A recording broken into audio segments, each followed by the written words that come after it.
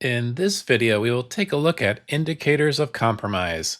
These indicators are different from indicators of attack because they are defined by you, giving you a way to essentially create or import your own signatures to detect malicious or unwanted files and network connections in your environment. In WatchGuard Endpoint Security, there are two steps you need to take to use indicators of compromise. First, defining the indicators in your IOC gallery, and then creating IOC search tasks to look for your indicators across your endpoints. The IOC gallery is located in the WatchGuard Cloud endpoint settings under its own category. As you can see, by default, this is empty, and it is up to you to add or import indicators of compromise here. I will start by adding a new indicator. After entering a name, I can define the characteristics that I am searching for. There are two categories of properties that I can use. File properties, like the name of the file, its hash in MD5 or SHA-256, or its file path on the system. I can also search for properties related to network connections based on either a domain name or IP address.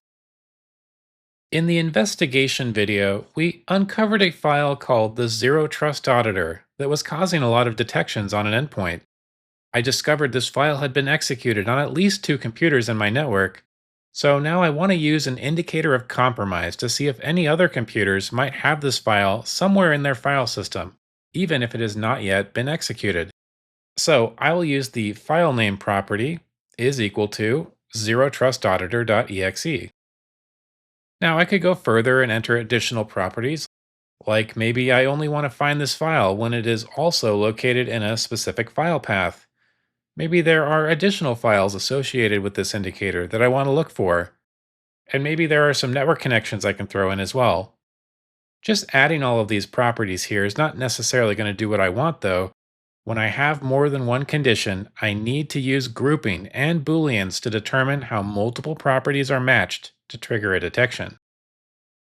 For my example though, I will just keep it simple and use the one file name. Then add this indicator to my gallery. Now, I have created an indicator, but just having it in the gallery is not doing anything. I need to schedule a search for it to actually use it. I will head over to Tasks at the top and create a new IOC search. I can either run this task immediately or choose a time in the future to start it. I can also choose what to do if a computer is offline at the scheduled time and set a time limit. I will go ahead and just run this task immediately with no limit. Then I can choose the IOCs to search for, and I can pick as many IOCs from my gallery as I want. After setting up the task, I need to also assign the recipients to set the scope of the search. So I will click the link at the top and assign this to my all group. Finally, I need to go back to the tasks page and publish the search to lock in the settings and activate the scheduled task.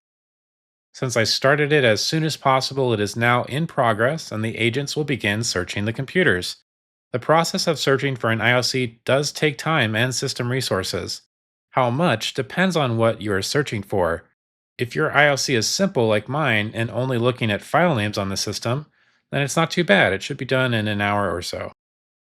However, if you're using a more complex IOC like using hashes, or especially an IOC using YARA rules, which I will get into shortly, this can take longer and consume more system resources to complete the search. So you may want to consider scheduling some searches for off hours to avoid causing any disruptions.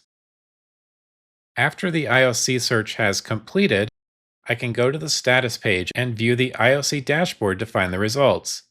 Here we can see the search turned up the Zero Trust Auditor on the two computers we saw in the investigation tool, as well as this third computer where the file exists but has not yet been executed, so we didn't see it earlier. If I suspect this is related to an attack, I might isolate the computer, perform an investigation, and use the remote control tool to access these computers to remove the files. So that covers the basics of creating and using indicators of compromise, but you can go further by using what are known as YARA rules, or yet another recursive acronym. These Yara rules are used by security researchers to identify and classify malware and are particularly useful when a new vulnerability has just been found and may not yet be detected by automated security signatures. When I create an IOC, instead of using the basic properties we saw earlier, I can scroll down and select Yara rule is equal to, and I get a text box I can use to enter the details. Let's take a minute to learn a little bit about malware analysis. Let's say I have a piece of software that I am investigating. I know it is malicious and I want to create an IOC for it. I will use the Zero Trust Auditor for this purpose. Often, malware will not always use the same file name or have the same hash in order to evade detection. One of the tools that a security researcher might use is to extract what are called strings from the program in question. There are many tools that can do this, and I will use a Microsoft sysinternals utility called strings. I will run strings in a command prompt against the Zero Trust Auditor, and it will extract all of these strings of text that it can find inside the program. Using the greater than symbol, I can then output these strings to a file that I will open up and review. Now that I have this data, I can explore it to try to locate unique pieces of information that are only found inside this specific program.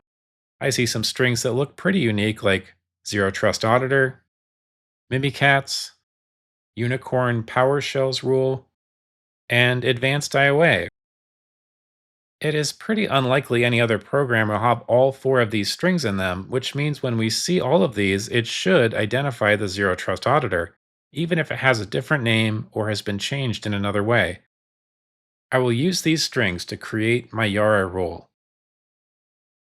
So back in the indicator of compromise, I can write the rule like this: to search for strings, include the specific strings I want to find as unique variables, and enter a condition, so that in this case, all of these strings must be present in the file to trigger a detection. Then I can add my rule and start a new IOC search task to look for it.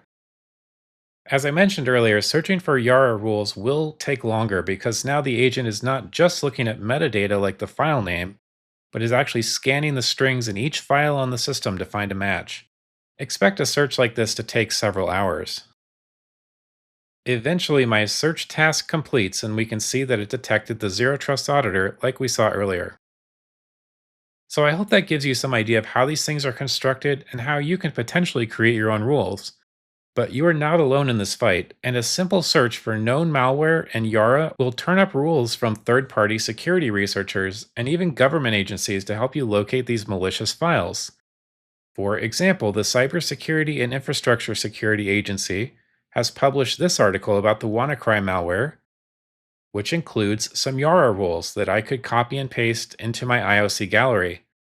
Just note that you can only have a single Yara rule per indicator, and in this case, there's actually two rules being provided, so I'd have to create a separate indicator for each one. Another option you have is to import multiple rules at once using the STIX format or Structured Threat Information Expression. In the IOC gallery, I can select the import button in the top right and then select a STIX file to import, which again I might get from a search or a security researcher. This file must be in the JSON format. When I import the STIX file, any rules that are identified will be added to my gallery, but I still need to review each one and confirm that it is correct. Depending on the rules, some may work and some may not. Here we can see some rules defining an IP by a subnet, which is not supported by our indicators. So I could change this to specific host addresses or discard the rule. I can also see some rules looking for file hashes, which I will accept as is, and a rule for a domain, which I will also accept.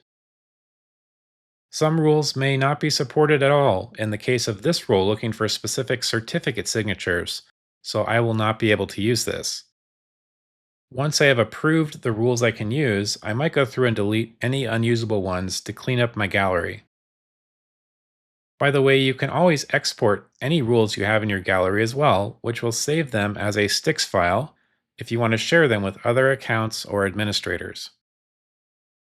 That will do it for indicators of compromise. In this video, we learned how you can use indicators of compromise to create your own signatures for malicious files and network connections. We saw that the IOC gallery is empty by default, and it is up to you to add indicators that you want to search for in your environment, either by creating them yourself or importing them using STIX files.